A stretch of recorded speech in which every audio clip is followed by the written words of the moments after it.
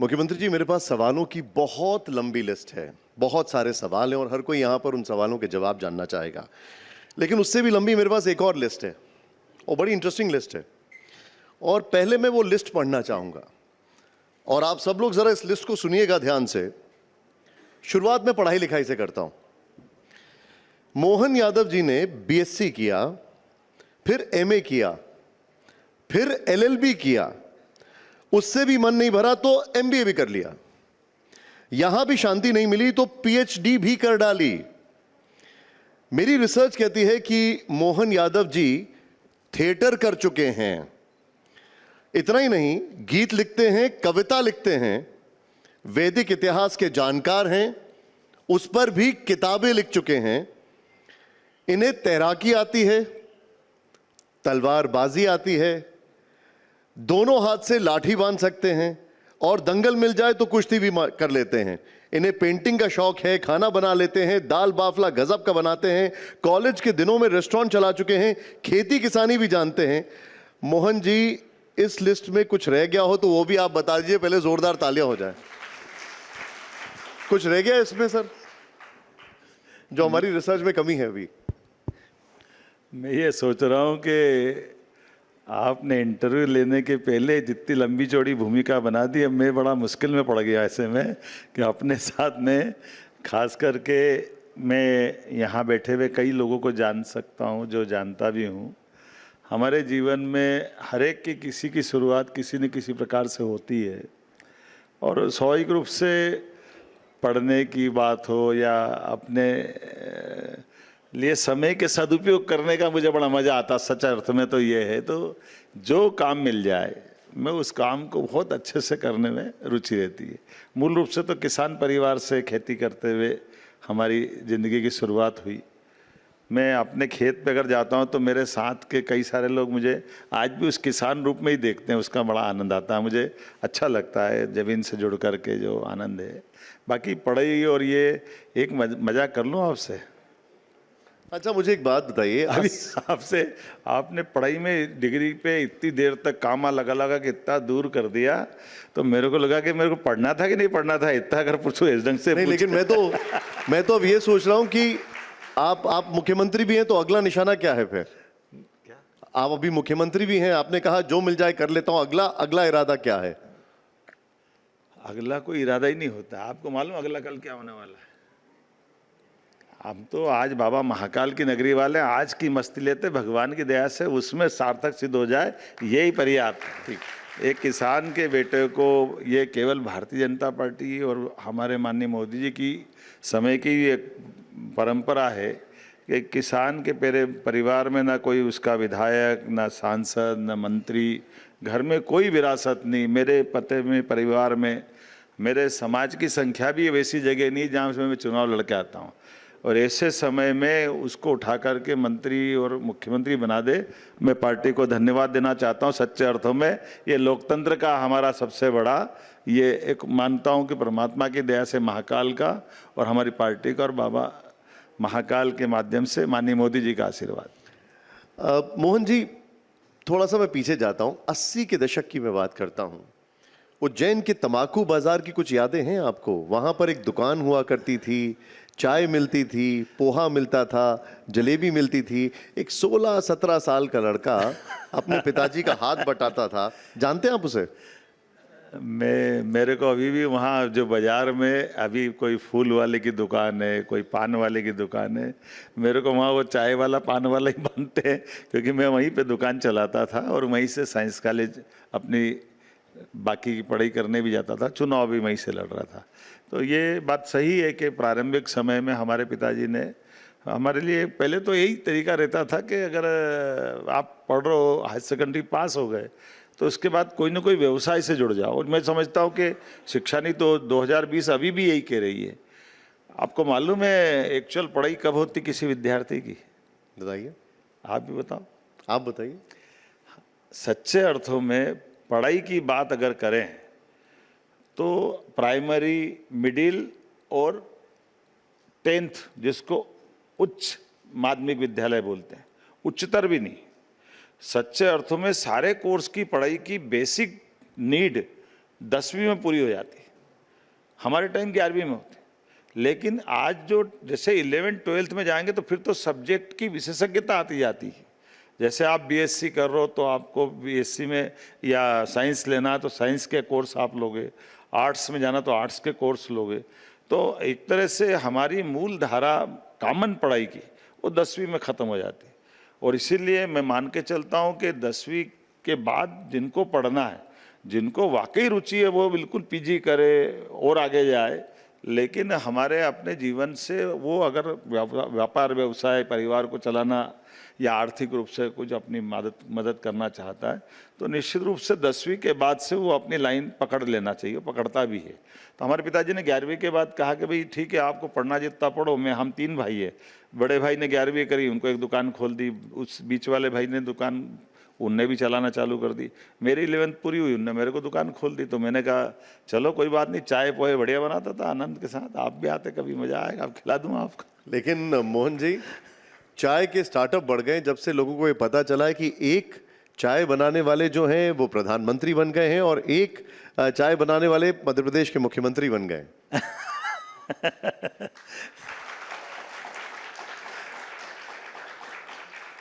आप मेरे को चाय वाला भी कह सकते हो, मेरे को अपने घर पे गाय पालने का बहुत शौक है तो गाय वाला भी कह सकते हो। ये हमारे अपने संस्कार है, हमारे अपने परमात्मा की लीला है। मैं तो सीएम भी बना तो मेरे घर में सबसे पहले गौशाला खुली। लेकिन ये हमारे लिए, अब आप क्या मान के चलते हो कि चाय वाला प्रधानमंत्री बन गया तो ये माननीय मोदी जी के साथ वो सारे गरीब से गरीब आदमी का सम्मान है, जिसके कारण से लोकतंत्र गौरवान्वित होता। हमारे लिए सौभाग्य की बात है, दुनिया के सामने उदाहरण है।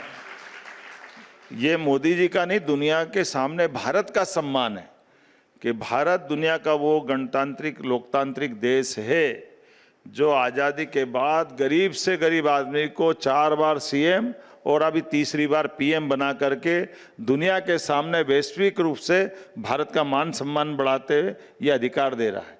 नहीं तो दुनिया के नक्शे पे देख लो, वहाँ धनी लोग ही राजनीति करते हैं। हमें गर्व है हमारे लोकतंत्र पे, या गरीब से गरीब आदमी बड़े से बड़े पद पे पहुँचता है, ये हमारे लिए सौभाग्य की बात है। मोहन जी, अब मैं जरा मुद्दों पर आता हूँ। कांग्रेस 2 आरोप लगाती है। पहला आरोप यह है कि मध्य प्रदेश मोहनमय है और यहाँ पर बड़े बड़े नेताओं की नहीं चलती है। आप बताइए कौन सा आरोप सही है। दूसरा आरोप यह है कि मध्य प्रदेश को भी दिल्ली चलाता है, दिल्ली से सरकार चलाई जाती है और मोहन यादव जी सिर्फ कठपुतली हैं। ये कांग्रेस अपना अतीत बता रही है, उसका मेरे पास हिसाब नहीं है। कांग्रेस की सरकारों के पुराने ट्रैक रिकॉर्ड बताते हैं कि कांग्रेस के समय एक लंबी लाइन है, एक नहीं कई उदाहरण भरे पड़े हैं। कांग्रेस की सरकार दिल्ली से चलती थी, ये हमारी भाजपा की सरकार है। यहाँ इस प्रकार से कभी नहीं होता है। माननीय मोदी जी हर किसी, लेकिन एक और आप बताओ, कांग्रेस के अंदर तो इतनी ज़्यादा पदों की मारामारी और सरकार के अंदर संघर्ष चलते थे कि अभी हम उदाहरण छत्तीसगढ़ का देखें, हमारे मध्य प्रदेश का देखें, जब अर्जुन सिंह जी का, दिग्विजय सिंह का शासनकाल देखें, या हमारी तत्कालीन शिवभान सिंह सोलंकी के समय में जमुना बुआ जी का उदाहरण देख लें। कांग्रेस ने हमेशा सत्ता के सूत्र पर्टिकुलर एक व्यक्ति को, और वो जिसके दिल्ली से तार जुड़े उसी पे चलाए गए, दूसरे पे आने नहीं दिया उनने कभी। तो कांग्रेस का चरित्र है, हमारा चरित्र नहीं। लेकिन कांग्रेस का एक और आरोप है, और आरोप यह है कि मध्य प्रदेश जो है वो ड्रग्स कैपिटल बनती जा रही है। उनका कहना है कि मध्य प्रदेश की महिलाएं सब ज़्यादा शराब पीती हैं। कांग्रेस के शासनकाल की अगर बात करें, हमने सबसे ज़्यादा पकड़ी है। कांग्रेस के लोग कभी पकड़ते नहीं थे। और तो और भोपाल गवाह इस बात का कि जहाँ 10,000 लोग मारे गए यहाँ गैस कांड में, उस एंडरसन वाले को भगाने का अगर रिकॉर्ड है तो कांग्रेस के हाथ में, उसको अपने प्लेन से यहाँ के तत्कालीन मुख्यमंत्री ने भगवाया था। तो इससे बड़ा कांग्रेस के पास में और क्या, कांग्रेस को बोलना ही नहीं चाहिए। नहीं, लेकिन फिर ये ड्रग्स आती कहाँ से हैं? सेंट्रल एजेंसीज को दखल क्यों देना पड़ता है? आपने खुद बताया इतनी सारी ड्रग्स पकड़ी जा रही है। देखिए, हमारा काम है भारत सरकार की केंद्रीय एजेंसियों से राज्य सरकार के एजेंसियों के साथ तत्परता के साथ कार्य करना, और उसी का परिणाम है कि हमारे द्वारा देश के मध्य में है मध्य प्रदेश, और स्वाभाविक रूप से मध्य में होने कारण से यहाँ रेल के, सड़क के, सभी प्रकार के मार्गों से आवागमन के लिए देश भर में कोई भी गुजरेगा तो यहीं से गुजरेगा। लेकिन चौकीदार अगर जागरूक है सतर्क है तभी तो पकड़ेगी पुलिस, सतर्क है तभी तो पकड़ेगी, तभी तो पकड़ रहे हैं हम। तो इसमें पकड़ने में हमारी आप पीठ थपथपाओगे या हमारी गलती बताओगे? ये तो आप ही सोचोगे कि हमने अगर चोर पकड़ा है तो पकड़ने वालों को शाबाशी मिलना चाहिए कि नहीं मिलना चाहिए, आप बताओ जरा। लोग एक सवाल और पूछ रहे हैं, एक बहुत बड़ा आपका जिसको कहा जाए एक स्कीम थी जो टेक्टोनिक चेंज लेके आई, वो थी लाडली बहना योजना। उसमें आप लोगों ने वादा किया 3,000 रुपए देने का, लेकिन मिल रहे हैं 1,500 रुपए, ऐसा कहा जा रहा है। आप थोड़ा 1,500 भी दिवाली से? नहीं, आप थोड़ा जानकारी लेके आओ जी। है ना। हमने जब पहली बार लाडली बहना योजना चालू की तो कांग्रेस ने पूरे समय हल्ला मचाया था कि केवल चुनाव के लिए, पैसा है नहीं, कंगाल है, सरकार की हालत खराब है। हमसे ज़्यादा वो चिल्ला चिल्ला करके बोल रहे थे। लेकिन हमने पूरे समय 1,000 रुपया चुनाव के पहले दिया, गए साल 250 रुपये उड़ा के 1,250 दिए, इस साल अभी सावन के महीने में 250 अलग और 1,250 अलग, अर्थात 1,500 रुपये सावन में दिए। और इसी दिवाली से भाई दूज के बाद हम 1,500 रुपये करने वाले हैं और धीरे धीरे करके 5,000 तक पहुंचाने वाले हैं। लेकिन ये कांग्रेस के शासन की याद दिलाओ तो कांग्रेस के शासन में एक फूटी कौड़ी नहीं दी, तो ये उनकी गलती है। वो अपने आप को झांक के देखें। हमें भरोसा, हम बहनों को 3,000 तो क्या, अगर वो काम काज करेगी तो उससे भी कई गुना ज़्यादा राशि देंगे, ये हमारी कमिटमेंट है हमारे। लेकिन 3,000 के लिए कोई डेडलाइन, कोई टाइमलाइन दे रखी है? 28 के पहले देंगे, हमने घोषणा पत्र में कहा है। 28 के पहले कंफर्म? हमने कहा कि घोषणा पत्र में हम 3,000 तक देने वाले हैं।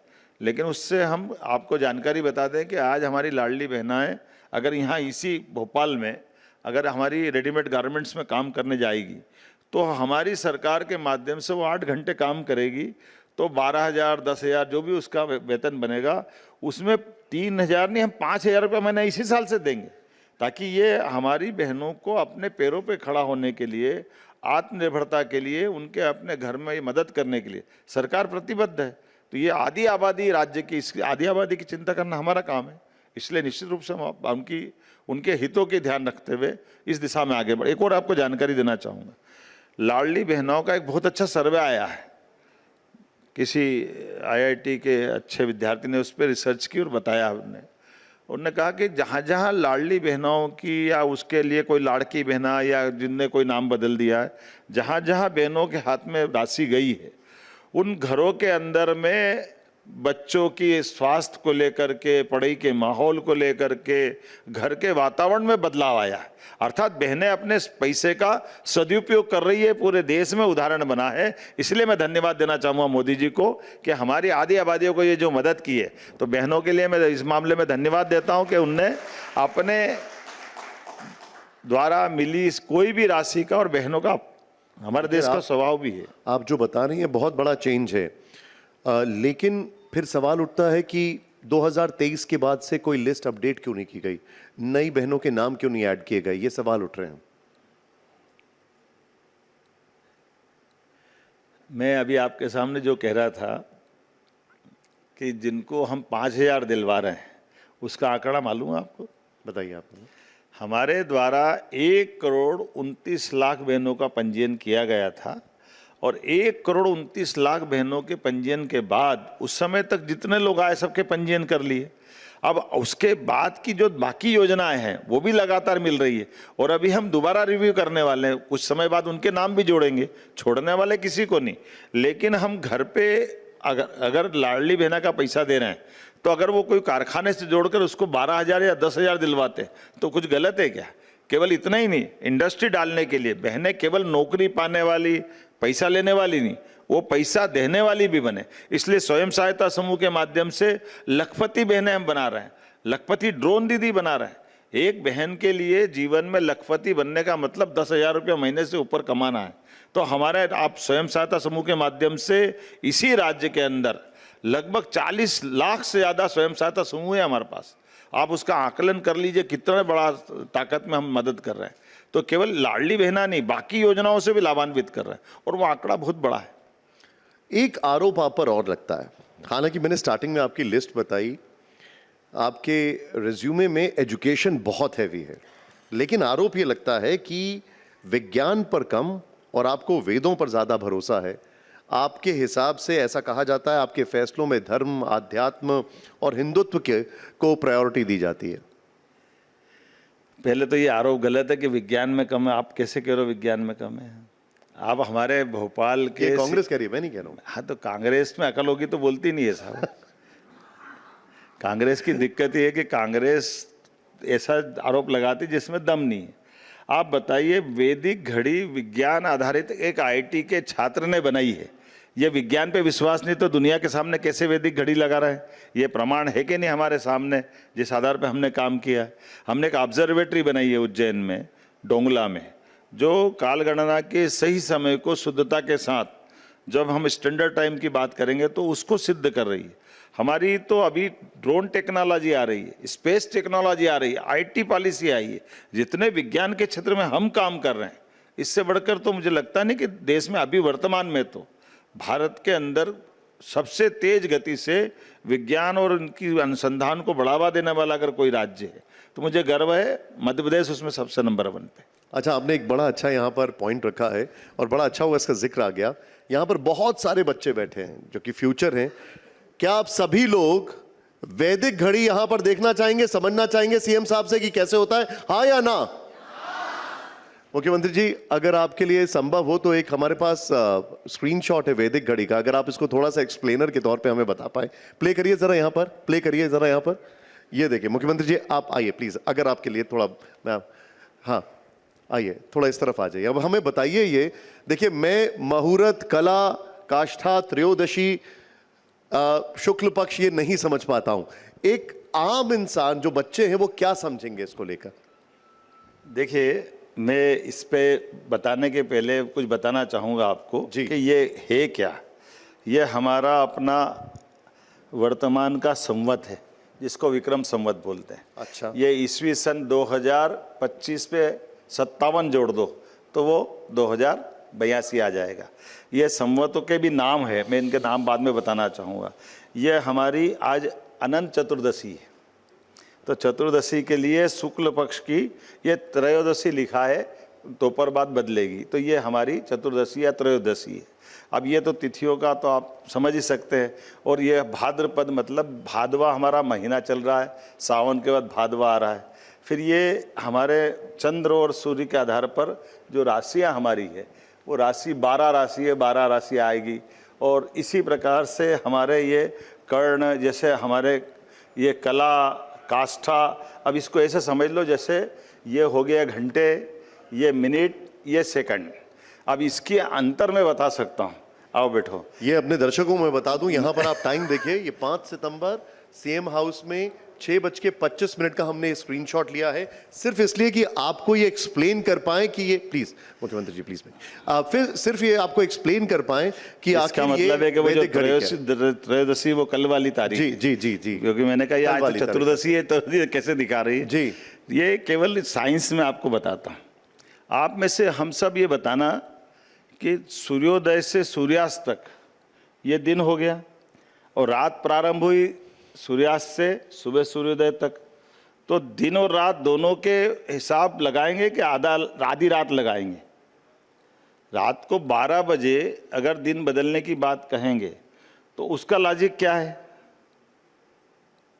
उसका कोई लॉजिक नहीं है। या तो पूरी रात गिन लो या पूरा दिन गिन लो। हमारे यहाँ गिनती में इस प्रकार से है कि आज सूर्योदय से लगा करके कल सूर्योदय तक, अर्थात जैसे अंग्रेजी की गणना बताता हूँ और अपनी गणना में जो अंतर है जी, हमारी गणना में इतना अंतर है कि हमारे यहाँ 48 मिनट का एक मुहूर्त है, मतलब ये मान के चलो 48 मिनट का 1 घंटा है, तो वो 30 घंटे। अच्छा, पर्दा 15 दिन के और 15 रात के, वहाँ 60 है, हमारे यहाँ 48 है। तो ये इतना अंतर आ गया। और उसी में ये काष्ठा, ये भी 24 मिनट की है जी, मतलब हमारा एक वही उसी पे आ जाएगा आधा घंटे का, वो 30 मिनट का जोड़ते हैं। 30 मिनट का होता है, हमारा 24 मिनट, हमारा 24 मिनट का। इसी प्रकार से काष्ठा ये 24 सेकंड का, ये 1 मिनट के हिसाब से, तो ये 6 सेकंड इसमें कम कर दिए, तो ये जो हमारा 45 मिनट। अब बताइए, हम सब विद्यार्थी हैं, किसी की कोई क्लास का पीरियड कोई 1 घंटा पढ़ाता है क्या? तो क्यों 45 मिनट का पढ़ाते हैं? जो 45 में पढ़ाते वही तो मुहूर्त है अपना, यही तो हम सिखा रहे हैं, और क्या सिखा रहे हैं इसके अलावा।